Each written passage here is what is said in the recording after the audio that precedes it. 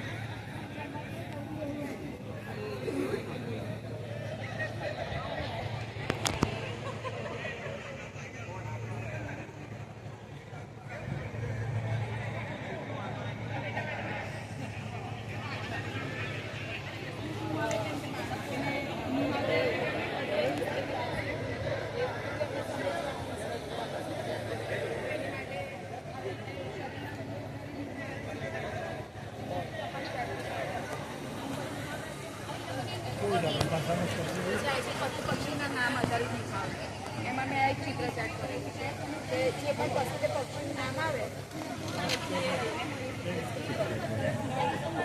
સરળતાથી ગમત સાથે અંક આધારિત એ લોકોને ઉત્સુકતા બી જાગે અને ઘરે પેરેન્ટ્સને બી જાગે કે ના મારું બાળક કંઈક નવું શીખે છે. આ સર તમે સ્ટાર્ટિંગથી નહોતા આવ્યા એટલે જેમ કે મારું 10થમાં એસએસ લઉં છું ને તો એસએસમાં બોર્ડ એક્ઝામમાં 36 વર્ષનો ભૂગોળ વિશે પૂછાય છે અને એમાં નકશા ઉપર બી ઘણા ક્વેશ્ચન આવે છે. હવે જેમ કે નકશા ઉપર એક વર્ષે આવો ક્વેશ્ચન આવ્યો હતો કે ગુજરાત, મહારાષ્ટ્ર અને ઉત્તર પ્રદેશના સાંસ્કૃતિક ભાષાના નામ જે નકશામાં આપેલા છે જોઈને બેઠા લખવાના હતા પણ બાળકને આવડતા જ નહોતા કે ક્યાં કયું આવ્યું. એટલે હું શું કરું છું કે 28 રાજ્યોના નામ છે ને એ લોકોને શોર્ટ ટ્રીકથી 10 મિનિટમાં સમજાવી દઉં છું. હવે જેવી રીતે અહીંયા આ બે લાઈન આમ રોકે છે આ બે લાઈન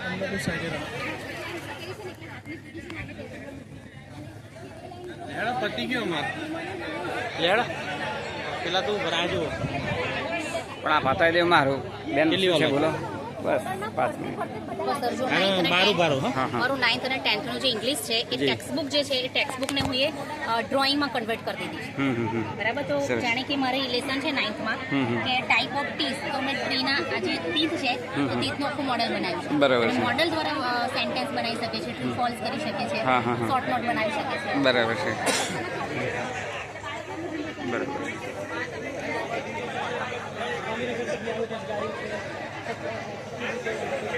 કેવી રીતનું છે બેન બધું આ જરાક કોને સમજાવો. હા થેન્ક યુ. હું નીલમ પરમાર, બોરસદ તાલુકો, આરડી પટેલ હાઈસ્કૂલ સ્કૂલનરી, ઇન્ક્લોડ ગામ છે. બરાબર. અને હું વોકેશનલ શિક્ષક તરીકે 2.5 વર્ષથી સ્કૂલમાં ફરજ બજાવું છું. તો આ સીવણ મારો વિષય છે. તો સીવણ અંતર્ગત આ બધી વસ્તુ અમે બનાવડાવીએ છીએ છોકરીઓ પાસે. સરસ સરસ. એટલે કાપડ પર સીવવાનું તો ખરું પણ કાપડ પર એવું તમે શું કરો. બરોબર. જો એક ક્રિએટિવ વસ્તુ તૈયાર હા હા હા. બાળકો બનાવે છે. બાળકો એટલે છોકરીઓ મારી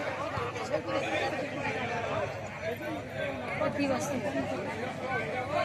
એટલે એટલું સીવતા શીખવાડીએ એના કરતાં પણ વધારે અમે એમાં ધ્યાન આપીએ કે એવું ખોરાક કપડું ચિત્રું બી હોય ને તો એના પર તમે એવું શું કરો જે એટ્રેક્ટિવ એક વસ્તુ બનીને બહાર આવે.